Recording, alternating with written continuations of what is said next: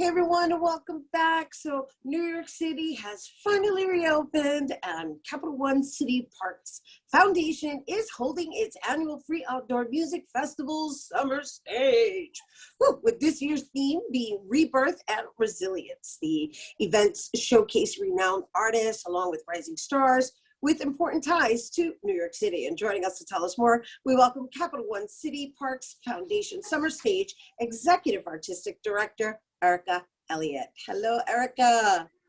Thank you. So happy to be back. Oh, well, hopefully the next time we have you back, we will be back in studio. Yes. I know you must be excited that you are back in person, because I can't imagine what you went through last year, converting everything to a virtual execution, when really the whole basis of this is for people to come together and be together outdoors, enjoying all this magical music in all genres. So I can't imagine how you feel this year. Well, yeah, to exactly to your point. I mean, it was an incredible year of pivoting and reimagining ourselves and really thinking deeply about our mission as an organization, which, as you said, is really to be in person, to be serving communities in community. So it was definitely a reimagining and a rethinking. We were really grateful to have been able to still give platform to artists, to be able to highlight the distinct and amazing communities of New York City through digital content, but we live to be live. You know, that's why we exist. And so we're so excited to be at a point where we've had a couple of shows already, but yes, we are back in business. Live in-person shows are happening, and really, really happy to be back doing what we love.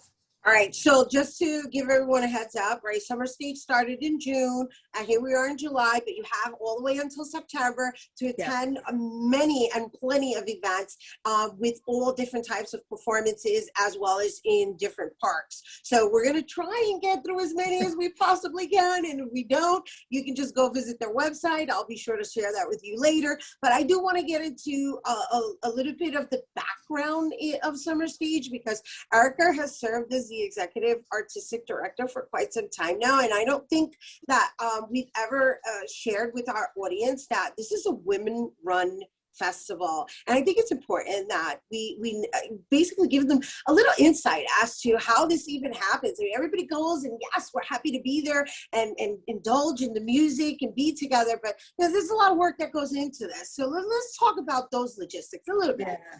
Absolutely. I mean, we are women-led, I would say. Of course, we have a diverse community of people that are on our staff, and there are certainly men employed, but we do have an executive director who's a woman and a co-director that works with me who is leading all things SummerStage. So that's sort of rare in the entertainment landscape, although not entirely unique, but I think it does frame our priorities and also sets an amazing example for other women that we are holding space, and being visible in those roles can give younger women the opportunity to see that it's possible. And it does also frame decisions like our commitment to gender equity, which we signed on to, which is a global initiative called Key Change, that was a global initiative started in Europe, really aimed at making sure that festivals are more representative and have a minimum of 50% of women in the lineups. So we have been a pioneer in sort of championing that in the US and North America. And not to say that men might not have made those choices, but certainly us knowing that it's important to put women in the front has framed our work. Right, and of course pay them the same as well.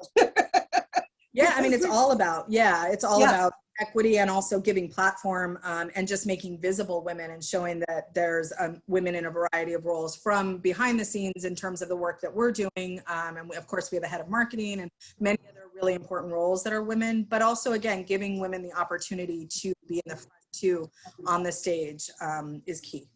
So I'm scrolling through the calendar, and we're not going to be able to discuss every single performance. But however, let's talk about this upcoming weekend, July 24th and 25th. And also, let's just share with everyone how a lot of it is being handled in different parks. I mean, SummerStage is primarily identified as a Central Park presentation. However, I know Coney Island plays a role, and I don't know if you're going out to the Bronx. Oh, you also have Marcus Garvey this year. Are you doing the Bronx at all this year? We are doing a much more scaled down, version of SummerStage this year, just because of planning and COVID and restrictions and viability. So sadly, I'm a Bronxite. We will not be in the Bronx, but we are, trying to expand as much as possible beyond Central Park. So we do have the shows in Brooklyn. We did one show in Queens, and closest to the Bronx is the shows that happen at Marcus Garvey this year. We did an amazing beginning of the season with a screening of Summer of Soul at Marcus Garvey, and we'll have the Charlie Parker Jazz Festival 3 days at the end of August. All right, back to the I guess this new version of SummerStage, because I mean before people would just wait online and they would go in, but I'm understanding that there's tickets that need to either be registered and or purchased, because some of them are benefit tickets, right? So no, yeah, actually I want to be really clear, and it's an important part of why I wanted to make sure that my fellow Bronxites knew what was going on, is that we initially, based on CDC and state guidelines, needed to ticket and reduce capacity and do a lot of things to sort of manage crowds. But as of all the lifting, right now we are SummerStage as we have always been. No tickets, no RSVP, come as you are, first come, first serve.